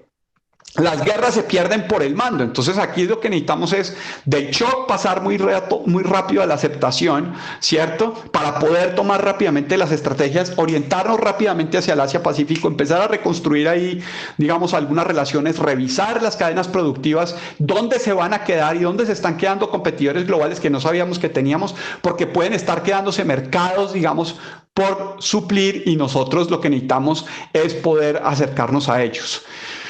En el proceso, digamos, pandémico de otros momentos, este fue el de la cólera, lo que sucedió, digamos, como solución fue que gente que no era cercana al debate más tradicional ayudó a resolverlo. La historia de Jon Snow, ¿cierto? Que era un médico, pero de la reina y de la nobleza y de ese tipo de enfermedades, digamos, que eran muy particulares para ellos, se volcó con toda su atención, con nuevas ideas, con nuevas reflexiones, con nuevo incluso liderazgo, porque hay gente que ha estado pasando por encima del mismo lugar donde dejó las llaves y no las ve y no las ve. Necesitamos gente que se acerque más al problema, a la demanda crítica insatisfecha, ¿cierto? Nosotros no hacíamos ventiladores, pero los que estaban a 40.000 los pusimos a 15.000. Esa necesidad, porque digamos, en otra reflexión es, toda demanda económica es una demanda de solidaridad, es un grupo diciéndole a los demás, nosotros necesitamos pan, vegetales, café, lo que sea. Eso es una demanda por solidaridad, y lo que estamos viviendo en una pandemia es una gran demanda por solidaridad, y entonces lo que necesitamos es que haya muchos recursos humanos que nos acerquemos, digamos, a esta demanda crítica insatisfecha, y con las miradas, si no estábamos ya ahí, con miradas nuevas, diferentes, podamos entenderlo. Incluso entre los opositores, este es un reverendo que se opuso a la teoría de Jon Snow de los gérmenes y la transmisión a través del agua, pero en el proceso de conversar y de resistirle un poco su posición, empezaron a encontrar la mejor forma de resolver la veracidad o no, y eso adicionalmente creó toda la tecnología de seguimiento epidemiológico, ¿sí? Porque una epidemia no es solamente un tema de microbiológico, del virus tal cual, sino de las dinámicas alrededor del contagio de ese virus en particular, y eso lo que requiere es una investigación en terreno y unas conversaciones. Lo mismo va a pasar con el tema empresarial. El pivotaje empresarial requiere que las conversaciones las cambiemos, las conversaciones que hoy ya tenemos, o que cambiemos las personas a las que nos estamos acercando a conversar, ¿sí? Ahí es donde tenemos que empezar a darle un giro innovador al tipo de agenda que traíamos, ¿sí? La agenda de un país que quería crecer al 4% ya no existe. Necesitamos la agenda de un país que necesita recuperarse a tasas del 12 y al 15%. Eso implica nuevos personajes, prospectos, nuevo proceso de prospección, nuevo personaje de innovación, nuevas conversaciones y nuevas exploraciones, digamos, en el tipo de conversaciones que se vienen. Y aquí yo quiero resaltar un elemento adicional sobre, reitero, la forma en que a veces explicamos la economía, y es que mucha gente entiende la economía un poco como el béisbol. Entonces usted es panadero, ¿cierto? Usted es constructor, usted es floricultor, y entonces como usted no es del sector económico vinculado a la pandemia, quédese quieto. No, grave error, grave error. Esto es como el fútbol. Lo que necesitamos es que cuando se está atacando atrás, pasemos todos los recursos creativos, humanos, económicos y financieros de los distintos sectores, de los bares, de todo, y nos acerquemos a la cancha porque nos están tirando a golearnos. Entonces nos toca bajar como Falcao a recuperar el balón. Entonces aquí no podemos pensar es que yo soy, no, mi sector es este, y hasta que no me den permiso, entonces yo no me meto a pensar nada, porque es que a mí me han hecho mucho daño. No, señor, vaya y hable con hospitales, vaya y hable con enfermeros. De pronto en su sector usted tiene una solución que allá no saben, pero como no hemos conversado, no nos hemos integrado en la demanda de solidaridad que están llamando la posible solución tecnológica o comercial, se lo decía alguna persona en estos días del sector floricultor. Alumno aquí de la institución de Sencala.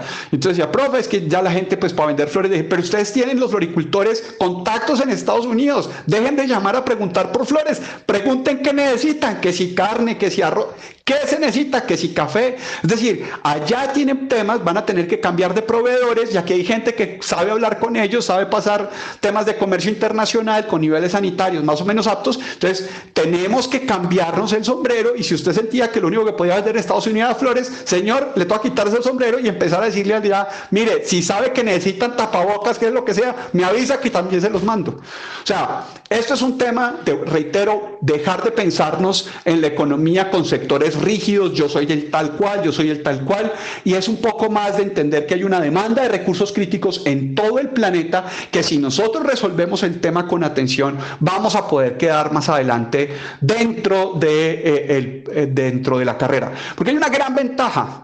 A todos nos mandaron a PITS, a todos en el planeta, no es solamente a los colombianos, no, a todos. Dejemos de, como me dice mi coach, más acción y menos queja, que todo el planeta se está quejando porque a todos nos mandaron a PITS. La pregunta es quién sale mejor de PITS y quién sale más adelante en el PIT.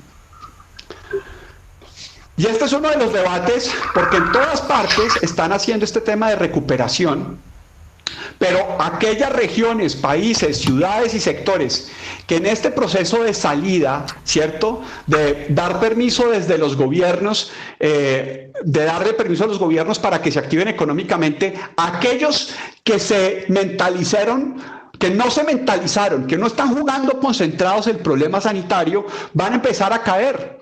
Y entonces puede que el permiso se lo dé el gobierno en chuchunco adentro, como diría alguien muy querido, ¿sí? Pueden estar dando el permiso de producir flores en Ecuador, pero si allá hay contagio, se cierran de nuevo, y entonces no haber sabido salir va a ser muy grave. Luego el tema de tomarnos en serio, no solo para salir, sino para salir del todo, va a ser fundamental. Ahora, salir del todo conversando con la gente que está tratando de salir del todo. Reitero, los neozelandeses están tratando de salir del todo, ¿sí? Los alemanes también. Ideas para eso, miren. Tenemos dos problemas, reitero, para pensar la integración, la reintegración de Colombia, incluso una reintegración innovadora, pivoteada de la economía. Tenemos un problema en Cartagena, tenemos un problema en el Valle del Cauca. Allá nuestros índices de contagio son muy altos, la capacidad de respuesta hospitalaria es todavía muy débil. Entonces es probable que los picos de pandemia también terminen afectando la capacidad logística de las cadenas. Entonces, una de las cosas que también tiene que pensarse desde Antioquia es la capacidad de reencontrar mecanismos alternativos. Y aquí hay un elemento fundamental, es el puente aéreo, es construir puentes aéreos que se puedan ir escalando. Este es un puente aéreo médico que estoy diciendo cosas que pueden ayudarnos a pivotear ideas en la conversación nacional, y aquí como gremio, pues lo reitero nuevamente, es una posibilidad enorme. Con algunos de los participantes son el tema de poder integrar para aquellos actores estratégicos la posibilidad de hacer ciertos servicios de turismo, de salud, de alto perfil, de alto nivel, que ayuden también en la integración, por ejemplo, con los hoteles, con otros sectores de consumo, ¿cierto? Y nosotros ir creando en el sector aeroportuario del Olaya primero para hacer una exploración con todo el resguardo de la ciudad, ¿cierto?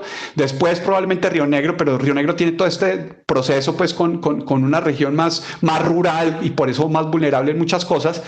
Pero esto es una posibilidad de ir reconectando sectores, digamos, con un cuidado absoluto, pero que al mismo tiempo nos permiten ir haciendo marca región, ¿sí? Y creando planes de contingencia más razonables para la distribución de los productos en caso de que necesitemos hacer planes de contingencia, reitero, por Buenaventura y por Cartagena.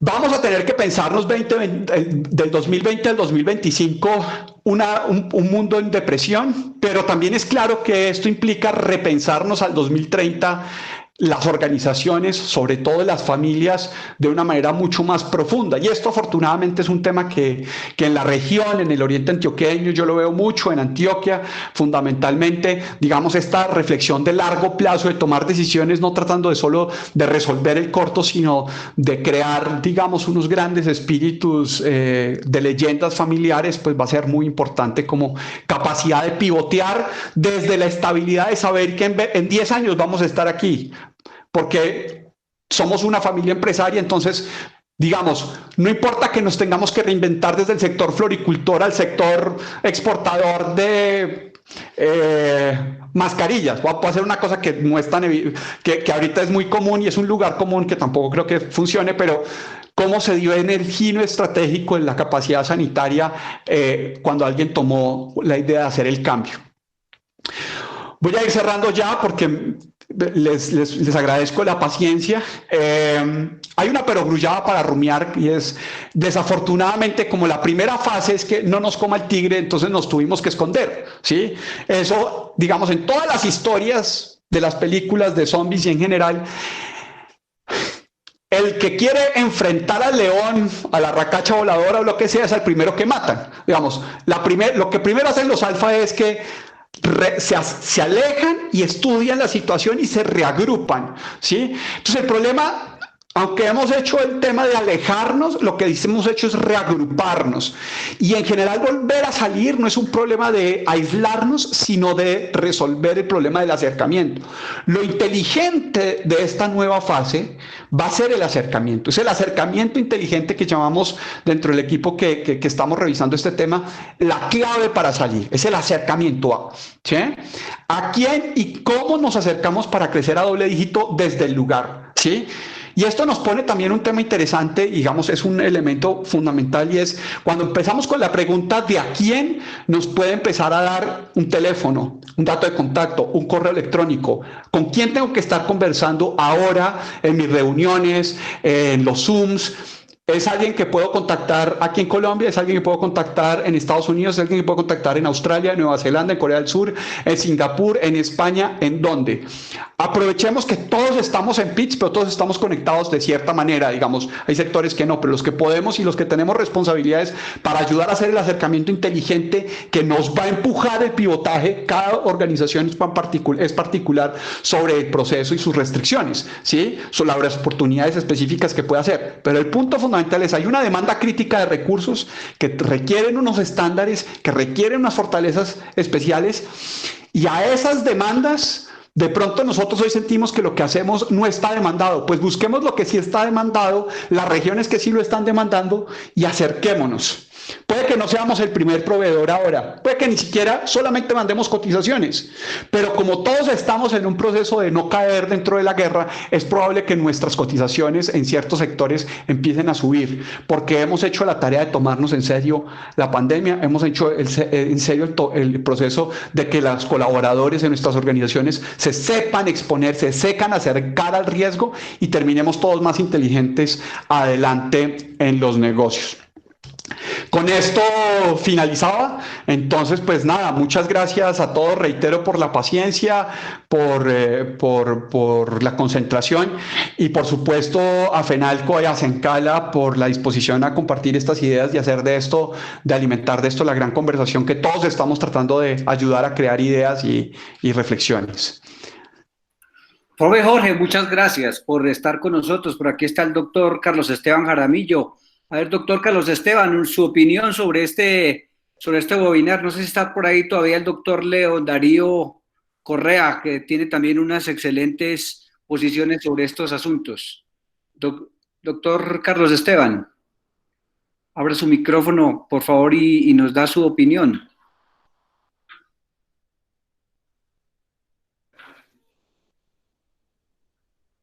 Hola, doctor Carlos Esteban, se nos fue lo mismo que...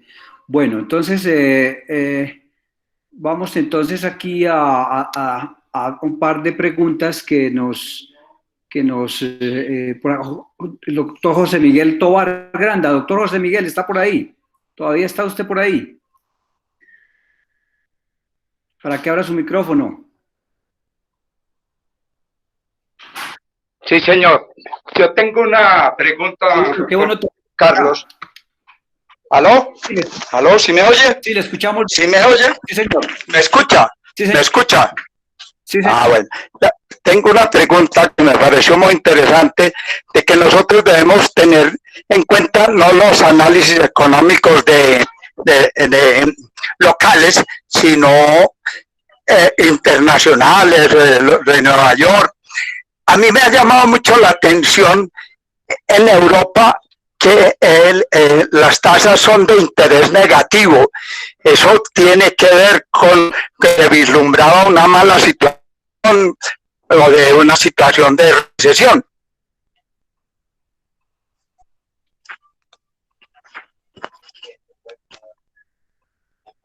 ¿Aló? Aló, efectivamente, es que veníamos con economías enfermas que estaban creando falsas dinámicas de crecimiento económico en Europa, en Estados Unidos no tanto, pero en Europa sí, en Japón también, con tasas de interés negativas. Y eso es un síntoma de que veníamos con economías enfermas, y lo que va a pasar es que van a profundizar esas estrategias de tasas de interés negativas y van a debilitar sus propias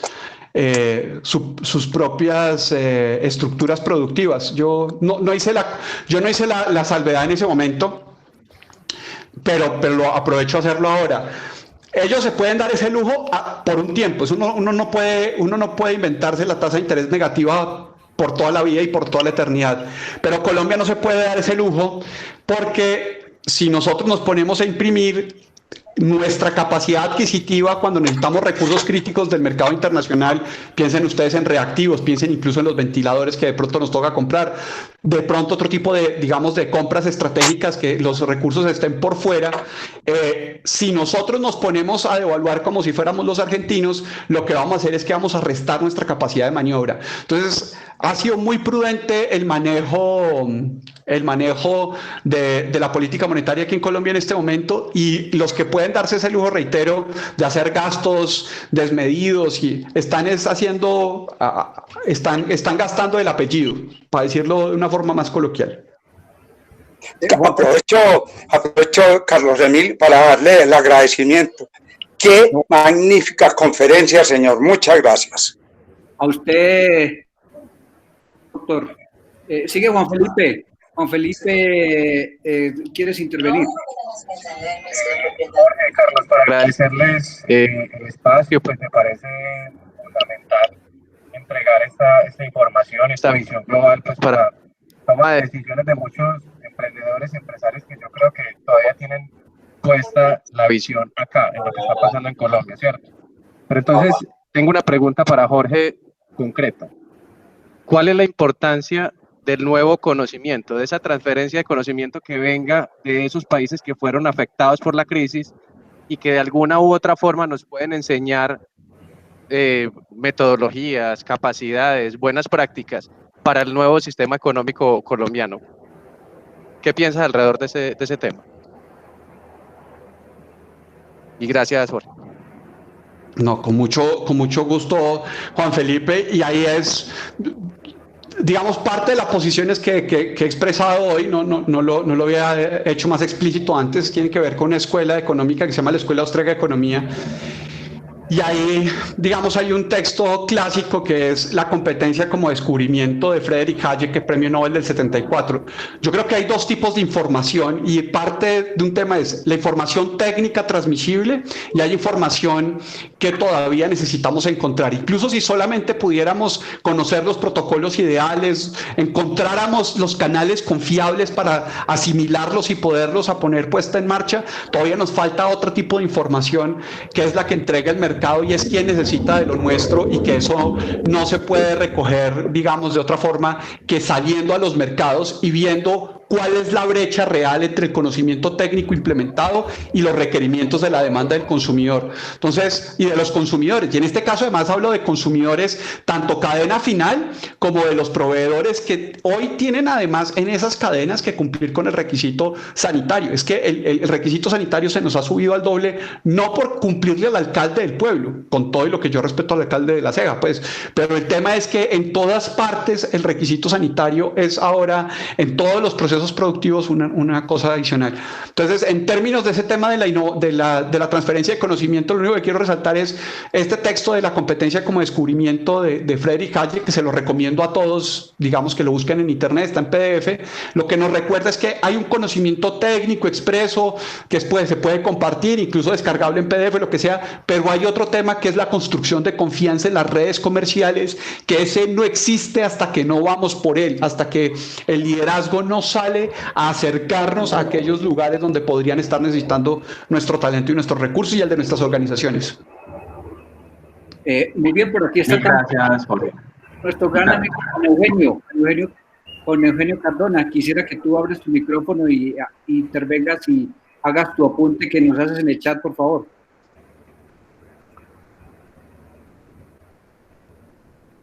Hola, Juan Eugenio. Juan Eugenio. Bueno, Juan Eugenio entonces dice, además de lo dicho, ¿qué se puede ampliar sobre tendencias de la economía desde lo urbano y lo rural post-pandemia? Nos dice Juan Eugenio. Y luego entonces se alista Sergio San Juan para que hagas tu pregunta. Bueno, hay un tema fundamental, digamos, aparte en el tema de la educación, que va a ser el gran desafío, y yo creo que en esto afortunadamente Sencal está mostrando, digamos, liderazgo en este momento, en este tema, porque a la demanda sensible que hay, y yo me sentí muy contento cuando el doctor Barrera me dice, ¿por qué no empezamos a conversar, a hacer unos encuentros virtuales para conversar de estos temas? Efectivamente, digamos, aquí van a ser demandas muy desde los consumidores, esa adaptación, y ese va a ser uno de los temas más importantes. Todos estamos viendo, digamos, cómo surgen muchos cursos, pero uno de los temas es esta creación de redes de confianza y de liderazgo a partir de todos estos procesos de aprendizaje. Entonces, ese va a ser uno. Pero el más importante quizás es la dinámica de migraciones. Es decir, uno de los elementos que es muy complejo y que va a ser muy complejo es la calidad de vida de la gente mayor y la sensación de seguridad de aquellos que durante mucho tiempo habían creado situaciones de confianza y comodidad con alguna región en particular. Y en este momento esta sensación de vulnerabilidad, de buen tratamiento, de capacidad o no del sector de salud va a necesitar hacer toda una transición. De Estados Unidos, por ejemplo, todo el tema de la caída de los ahorros de los próximos boomers que se están jubilando, eso va a hacer la reflexión de si ellos dónde van a vivir para gastar ese dinero. Y uno de los temas es, van a ir a sitios con alta capacidad de recuperación ante probablemente episodios, digamos, es como el comprar en sitios de viroresistencia adquirida, por ponerlo de alguna manera. Antioquia puede ser uno de los sitios claves para ese proceso, pero recuerden también ustedes que eso no solamente son inversiones, sino es conocimiento, es experiencia, son redes de contactos. Yo conozco, por ejemplo, la experiencia que trata de impulsar mucho aquí la Cámara de Comercio del Oriente Antioqueño con jubilados alemanes para hacer transferencia al sector productivo, y yo creo que eso también es otra de las posibilidades de que nuestro sector productivo empiece a conversar con jubilados alemanes, españoles, italianos, que puedan a través de este turismo charter y algunos tipos de rutas especiales traerlos a Colombia en procesos de cuidado. Antioquia lo puede hacer, no creo que muchas más regiones en Colombia se puedan hacer eso. Sergio San Juan, abre tu micrófono, por favor. Hola, Jorge. Buenas tardes, noches. Jorgito, la pregunta va acompañada de un comentario y es más o menos este. El escenario post-pandemia es como arrancar a jugar un tercer tiempo después de haber jugado 90 minutos a full. Es decir, vamos a jugar un tercer tiempo cansados. Y ese tercer tiempo, pues hay dos opciones, lo veo yo. Una, tener una resistencia anaerobia muy importante, o la otra, tener un tanque de oxígeno para poder correr. La misma vaina va a pasar con el resurgimiento empresarial. O se tiene un buen músculo financiero que soporte nuevas operaciones post pandemia que le está dejando pérdidas a todo el mundo, pérdidas irrecuperables, ¿cierto? O podemos acceder al tanque de oxígeno, que es nuestro sistema bancario, que es más leonino que los gota a gota. Entonces, el comentario que se le amarra a la pregunta es, ¿cómo es el escenario pospandémico en Colombia cuando los emprendedores están quedando muy quebrados económicamente y cuando los bancos en el país son una fuente de financiación muy fregada para poder apalancar cualquier emprendimiento? Si uno lo mira, un emprendimiento apalancado vía bancaria o es un mega emprendimiento, una super empresa, pues que facture los millones para que aguante darle de comer al banco, o cómo manejarlo con un banco que incluso está haciendo negocio con los recursos que está bajando el Estado supuestamente para aliviar este problema financiero que hay, ¿cierto? Entonces, el comentario es, Jorge, ¿cómo ve usted el escenario post pandemia con un sistema bancario que claramente nos mete la mano al bolsillo, al plato de la comida, a la nevera, nos mete la mano hasta en la cama, hermano. Perfecto, y gracias, Sergio, por poner semejante tema en la conversación. Hay muchas formas de resolver esto, pero lo primero que quiero decir es, el tanque de oxígeno más grande que vamos a poder tener nosotros es el sector financiero norteamericano. O sea, recuerden que, digamos, parte del proceso que mostraba era cómo los norteamericanos, para salir de esto, van a ponerse ellos a hacer todo lo que toque hacer.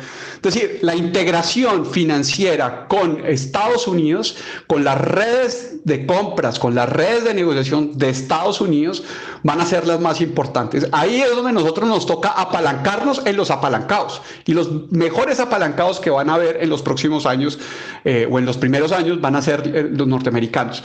Porque tienen la moneda universal, digamos, es que es de perogrullo, pero digamos, ellos no crean inflación en su propio país porque hay mucha gente en otros países que utiliza para negocios entre esos otros países la moneda que ellos van a emitir. Entonces, digamos que la primera parte de la conversación es profundizar en primerísimo plano nuestra capacidad de ser proveedores en Estados Unidos y apalancarnos con las ventas, digamos, y con el sistema financiero norteamericano. Ahí hay muchas cosas, de PayPal para arriba, pues, para ponerlo en un tema, pero ahí viene el otro punto, y es, nosotros vamos a abrirnos a una discusión, probablemente estaba postergada, para la dolarización y el tema de mercado de capitales. Y una de las cosas que yo estaba tratando de insistir es que llegamos a esta situación de las economías enfermas, de estar pretendiendo que todo lo resolvemos con intereses negativos, porque hemos olvidado la esencia del capitalismo, y no lo puse hoy, pero la esencia del capitalismo es crear múltiples organizaciones donde la gente comparte oportunidad y riesgo. Y la mejor forma de financiación es las sociedades. Entonces, en vez de estar buscando apalancar proyectos productivos a través de la deuda, lo que va a haber es un apalancamiento de los proyectos productivos a través de la incorporación de socios estratégicos, pueden ser nacionales, pueden ser extranjeros. Y ahí vuelve el punto, digamos, de que hay otros países que sí tienen la capacidad de crear monetariamente cierto respaldo, y nosotros poder incorporar a algunos de ellos como aliados en sociedades, probablemente, digamos, puede ser hoy acciones con promesa de reventa más adelante, pero yo creo que ahí hay un elemento adicional. Y por último, digamos, yo creo que, porque no quiero resolver el problema por los bancos, porque en ese tema, digamos, es una pelea política que, primero, no es fácil de dar, y segundo, digamos, creo que no le puede dar tampoco muchas ideas al empresario. Lo que digo, le puedo decir al sector empresarial es: revise Estados Unidos, trate de apalancarse en proveedores y en clientes norteamericanos, en sistemas, digamos, que tengan que ver con la dolarización y con la impresión de billetes que van a hacer allá. Todo eso trate de hacerlo. Pero lo segundo que uno puede tratar de pensar, aparte del tema de incorporar socios, digamos, hay un sector solidario en este momento que es un sector complementario. Yo no quisiera que tampoco bajaran mucho las tasas de interés, y reitero, porque nos puede crear esta dinámica argentina en donde nosotros nos estamos pegando un tiro en el pie, donde necesitamos comprar recursos estratégicos y críticos en el mercado internacional, y nuestra capacidad monetaria para comprarlos, antes, pues, mientras exista el peso, lo tendremos que hacer pesos contra dólares. Si devaluamos mucho, bajando mucho las tasas de interés, entonces estamos perdiendo la capacidad de incorporar esos recursos. Todo lo contrario, si mantenemos el peso fuerte con unas tasas de interés no muy bajas, podemos estar comprando ciertos recursos estratégicos con mayor holgura. Entonces, pues nada, aprovecho y agradezco mucho que usted haya dado la oportunidad para hacer ese tema, pero es quizás el momento para temas de finanzas tecnológicas, crowdfunding, sector solidario aparecer, y dejar de depender de la deuda bancaria en pesos, probablemente. Apalancarnos en los gringos, sí. Muy bien, por aquí veo a Daniel Moreno Ávila desde Cali. Un saludo, que está por acá, ya lo vi. Y está también el doctor Carlos Eduardo Díaz. Doctor Carlos Eduardo, un saludito suyo, su opinión en este webinar, que es miembro de la Junta Directiva también y de nuestro sector de seguridad de FENALCO Antioquia. Y luego entraría Diana Piedradita Parra, directora de Fenicia, para que haga el cierre de este evento académico. Muchas gracias, doctor Carlos Emilio. Muchas gracias, doctor Jorge. Excelente exposición. Definitivamente son temas que en medio de de la pandemia y en medio de la angustia y de la incertidumbre, son muy importantes para los empresarios conocerlos, tener esa mirada de lo que puede venir y de esas orientaciones que muy acertadamente nos da el doctor Jorge en el sentido de cómo poder acomodarnos de la mejor manera. Me llamaba mucho la atención y le pediría el favor de que me refrescara algo que usted habló con respecto a más Pacífico, menos Caribe, menos Atlántico, menos Europa. Entendía que ese tema, alcancé a ver que el tema de la Alianza Pacífica podría ser para nosotros algo bien importante. Muchísimas gracias de nuevo a nombre de FENALCO y a todos los participantes, porque, repito, estos temas son fundamentales en ver no ver, como usted lo decía, doctor Jorge, solamente aquí el mercado local y regional, sino cómo ese comportamiento de los demás países va a marcar también líneas y rutas para nosotros. Mil gracias y una feliz noche. Muchas gracias a usted y sobre todo por permitirme, digamos, hacer énfasis en la parte final a este punto. Yo me refería más que a la Alianza del Pacífico, que por supuesto es un escenario geopolítico importante de la mano de Chile, y en eso yo creo que se está haciendo una buena tarea de fortalecer la relación con los chilenos. Los chilenos son los que mejor conocen de los latinoamericanos, los que mejor conocen el Asia, por eso también apenas sintieron sus aliados en Asia, sintieron que iba a haber pandemia, los primeros que compraron test y por eso montaron el sistema que montaron fueron los chilenos, porque conocen Asia, es que les afectó menos. Nosotros, como conocemos menos Asia, entonces nos toca vivir por primera vez este proceso, pero los chilenos ya habían vivido, digamos, interrupciones comerciales por procesos epidémicos en Asia. Entonces esto nos está forzando primero a integrarnos mucho más rápido con los asiáticos para ahí sí prevenirnos por contagio más rápido, inmunizarnos más rápido a todas las cosas que salen desde Asia, especialmente desde China. Pero digamos, el escenario de la reconfiguración del mercado en el Pacífico se va a dar por la nueva negociación del Trans-Pacific Partnership, que es lo que están liderando entre Japón y Nueva Zelanda. Y ahí es donde va a surgir un nuevo actor, digamos, económico regional, que todavía, digamos, que todavía no coge toda la fuerza y la velocidad que estamos queriendo, pero es claro que el debate, y no hice mucho énfasis en ese tema, pero el debate en la Unión Europea es fiscalista, va a haber mucha reiteración de culpas, los italianos, los alemanes no están, los españoles, pero los españoles están metidos con los comunistas, los ingleses acaban de salir, entonces todo el debate europeo está terminando y todavía no es claro si se disuelve la Unión Europea, si esto aguanta la Unión Europea por el tema de los cruces de las inyecciones fiscales que ellos quieren hacer en este momento. Pero lo que está surgiendo, digamos, como reacción a China, digamos, pero tampoco quieren depender tanto de Estados Unidos, es esta nueva integración alrededor de Japón, Nueva Zelanda, Australia, y que además están liderando países pequeños. Esto lo estaban liderando Singapur, Nueva Zelanda, Chile y Malasia no. Bueno, lo estaban liderando ellos y ahí fue lo que se fue sumando Japón, Australia y los demás. Digamos que esto ha sido siempre una estrategia de países pequeños y yo creo que ese va a ser el tema de conversación más estratégico que podemos hacer para el sector productivo, conversar con todos esos países que están alrededor del TPP, de esta nueva TPP. Bueno, muy bien. Entonces le vamos a dar el uso de la palabra a nuestra directora de Fenicia, Diana Piedrahita, para que nos haga el cierre. Les recordamos, como siempre, el webinar estará colgado a partir de mañana en el canal de YouTube para que siga siendo tema de estudio y debate por parte de nuestros estudiantes, docentes y los diferentes participantes y empresarios. Ya les daremos a conocer dónde el link para que lo puedan revisar y lo puedan volver a repasar en nuestro canal de YouTube. Entonces, Diana, muy buenas noches. Tú cierras, por favor, entonces este evento académico. Bueno, buenas noches, doctor Carlos Emilio. Buenas noches a nuestros respetados miembros de Junta. Qué rico que hayan aprovechado este espacio. Y un saludo muy especial a todos los participantes y especialmente al doctor Jorge Castro, quien ha hecho una excelente contextualización de cómo la pandemia ha afectado nuestras relaciones políticas y económicas y cómo lograr superar esta crisis a nivel empresarial.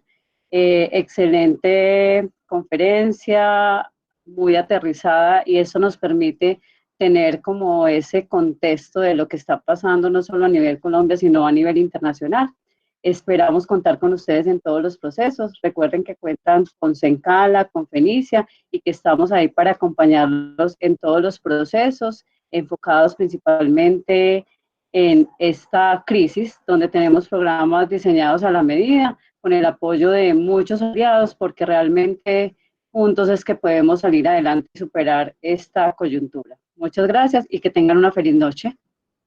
Muchas gracias, Diana, y los esperamos de hoy en 8 días a la misma hora. Vamos a trabajar un tema de salud mental con el psiquiatra el psiquiatra me lo vuelve a recordar, doctor Jorge Castro, el tema que vamos a tratar de hoy en 8 días del tema de salud mental. Se quedó sin micrófono. Profe. Ya, qué pena, doctor Barrera. El doctor Leonidas Llanos va a hablar sobre el tema de salud mental en la población y va a hacer un caso específico sobre lo que pueden ser problemas pospandemia en el sector salud. Entonces, con ideas de prevención y, por supuesto, también con lo que necesitamos desde ya prepararnos mentalmente para abordar lo que se viene. Los invitados el próximo martes de hoy en 8 días de 5 a 6:30 de la tarde. Una feliz noche y muchas gracias por su participación y presencia. Gracias. Luego.